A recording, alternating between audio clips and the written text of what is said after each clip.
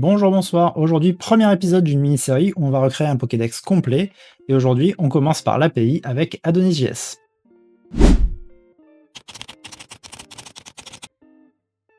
Donc, comme je vous l'ai dit dans cette première partie, on va utiliser Adonis pour créer notre API. Donc, l'idée, c'est de faire quelque chose qui ressemblerait à la Poké API, mais en beaucoup plus simple. Parce que si vous regardez, par exemple, quand on fait la requête sur le Pokémon Ditto, qui est donc métamorphe en anglais, vous voyez qu'il y a beaucoup de choses, les compétences, les cris, les objets tenus, les capacités. Nous, on va pas s'occuper de tout ça, on va simplement faire une requête qui nous permet de lister les Pokémon. Donc si je regarde API V2, ils ont tout un tas de requêtes. Nous, ce qui va nous intéresser, c'est Pokémon. Et donc nous, ça va être vraiment de récupérer la liste de tous les Pokémon. C'est vraiment la chose qui va nous intéresser. Tout le reste, ça va être superflu pour nous. Ce qu'on va faire, comme je vous l'ai dit, c'est qu'on va avoir une requête qui va nous permettre de récupérer la liste de tous les Pokémon et leur type. Donc on va avoir deux entités. On va avoir une entité Pokémon et une entité type. Aujourd'hui, on va pas s'occuper de rajouter de l'authentification, on va pas faire de test, on va pas faire de swagger, on va vraiment faire juste l'essentiel pour pouvoir exposer nos données pour que notre front puisse les récupérer. Donc ce qu'on va faire, c'est qu'on va initialiser le projet.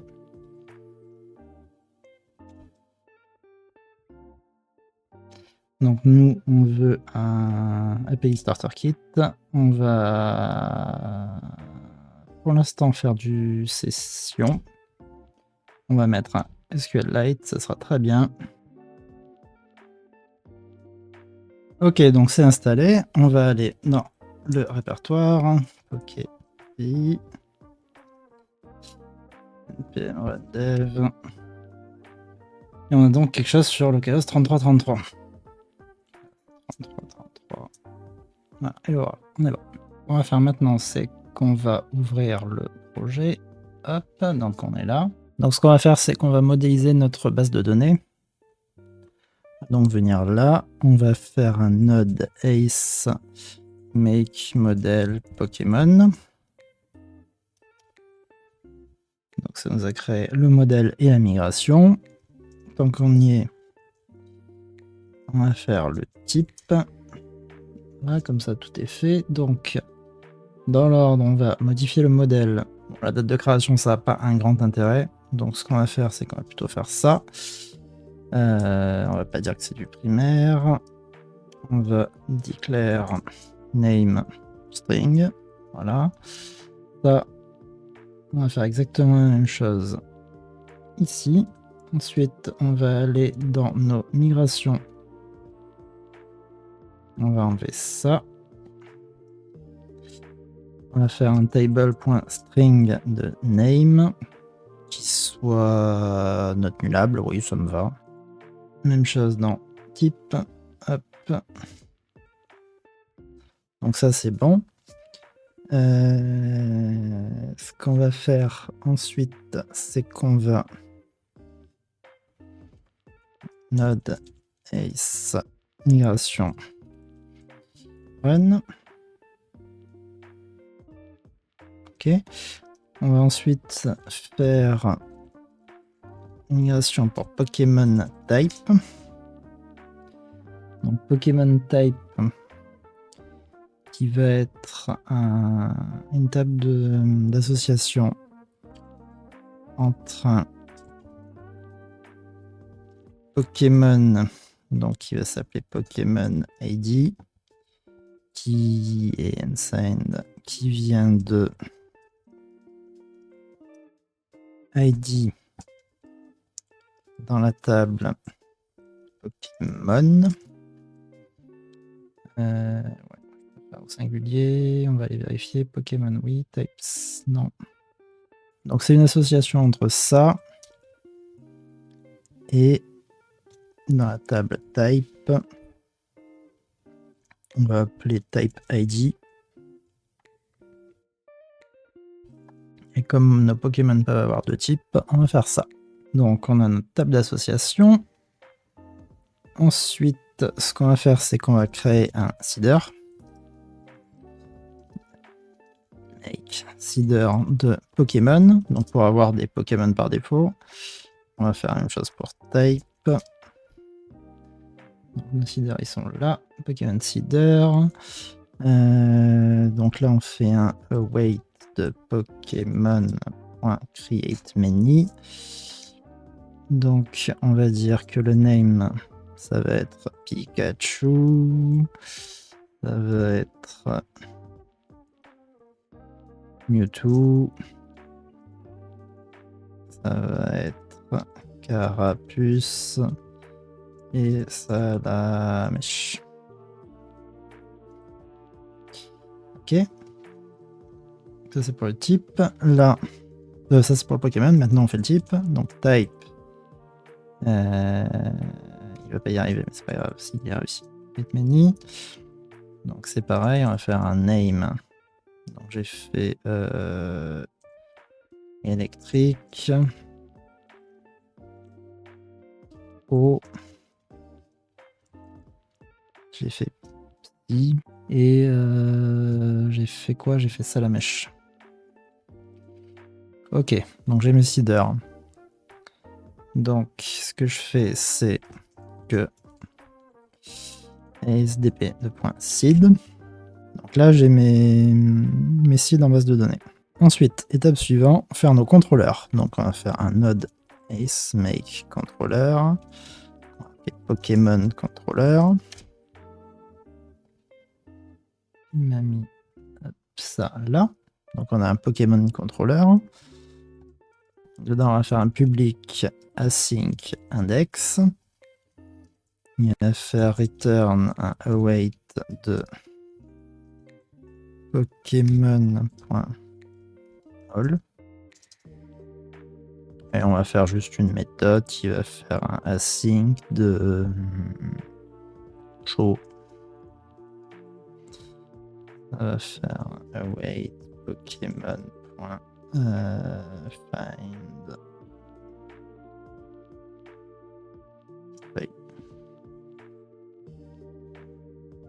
Et on va dire qu'on cherche un ID qui vient de là. On va dire qu'on va faire également un contrôleur pour les types.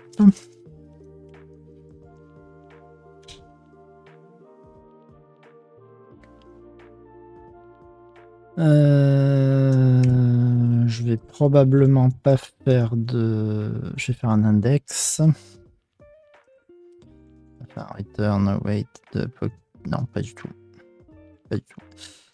Await de type .findAll. .all, pardon. Ce qu'on va faire ensuite, c'est qu'on va aller dans les routes. Donc ici, on va créer nos routes. Donc ce qu'on va faire, c'est qu'on va dire qu'on a un Pokémon controller qui fait un import de ça. Pardon. Entre parenthèses. Donc ça, c'est pour le Pokémon controller. Après, on fait le type controller qui va lui s'appeler types. Bon, je ne l'ai pas renommé, mais voilà. Et là, on va faire un routeur.getType. On va faire au singulier. Donc, type controller, et c'est la route, elle s'appelle index. Donc ça, c'est le Pokémon controller. Ça fait sur Pokémon. Et là, si on met un ID, ça fait chaud. Ok. Donc là, on peut redémarrer notre serveur. On peut aller sur type. Ça va nous dire qu'on a un ID 4 qui est feu, un ID 3 qui est psy, un ID 2 qui est eau, un ID 1 qui est électrique. Dans les Pokémon, on a ça. Salamèche, Carapuce, Mewtwo, Pikachu. Et si je cherche ID 1, c'est Pikachu. Donc ce qu'on va faire maintenant, c'est que là, comme vous voyez, on n'a pas le type associé. Donc on va faire tout ce qu'il faut pour pouvoir rajouter le type dans la requête. Donc dans un premier temps, on va faire un wipe de la base de données. Et on va aller modifier 2-3 trucs. Alors, déjà, le premier truc qu'on va aller modifier, c'est la table d'association. Donc la table d'association, déjà on va dire que c'est la bleu. Alors on va faire un truc propre, on va plutôt faire type underscore 1 underscore id, type underscore 2 underscore id. Table. Donc type, ça c'est bon. Non, types. Types. Donc la table c'est types, c'est pas type. Donc, types. Donc on a un Pokémon ID, un type, un ID, un type 2 ID. Ça c'est bon. Types, donc là ce qu'on va faire c'est qu'on va passer sur le Pokémon.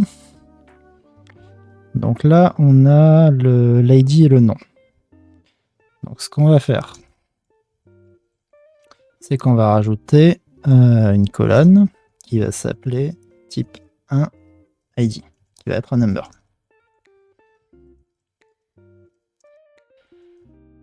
On va rajouter une deuxième colonne qui s'appelle type 2 ID. Et on va rajouter une relation. Donc ça s'appelle belongs to. Donc ça va être une relation avec un type. La foreign key, ça va être type 1 ID. On importe ça. Et du coup, on a un public qui va s'appeler type 1, qui est un belongs to type of type. Ok.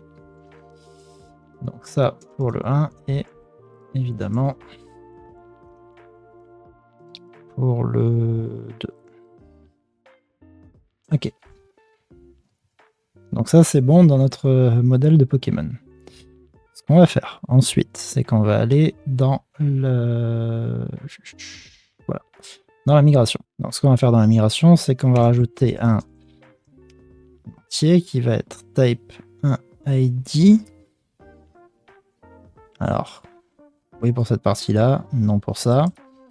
Et qui va être non nullable pour le 1. Et nullable pour le 2. Ok. Donc, notre schéma est modifié. Et après, le seeder. Le seeder, on va lui rajouter. Donc, on va dire que lui, il va avoir un type 1 ID qui va être electric.id. Et on va dire que électrique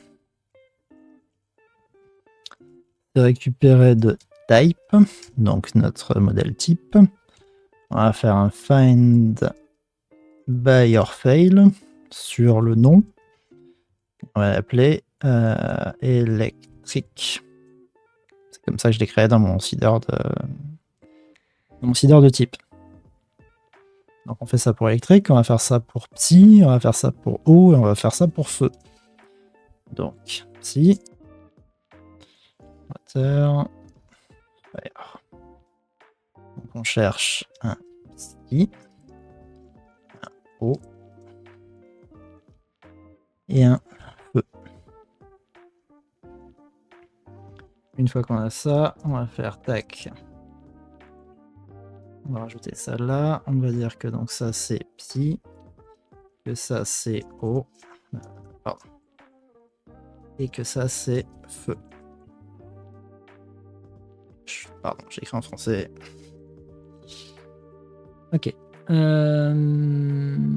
Donc ça c'est bon pour la partie Pokémon. Ce qu'il va falloir faire, c'est modifier le contrôleur. Dans le contrôleur, du coup, on va pas faire all, mais on va faire const Pokémon. Ça va faire await Pokémon query. Et on va preload type 1 et type 2. Et c'est ça qu'on va return. On va faire une modification dans les types. Donc les types, on a la relation inverse ici. Donc la relation c'est un as many. Donc cette fois-ci c'est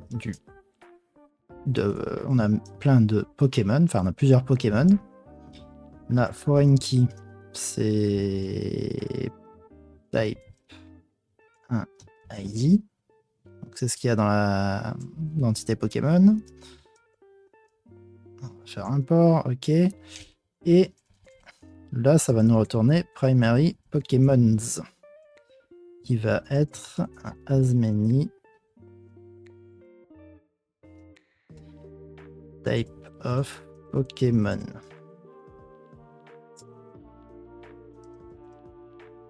Ok. On fait ça pour type 2. On dit secondary. Pokémon, as many type of Pokémon. Là, il n'y a pas de modification sur la migration parce qu'il n'y a rien qui est modifié dans la table. Donc ici, ce qu'on va faire, c'est que on va faire la migration. Voici une première fois.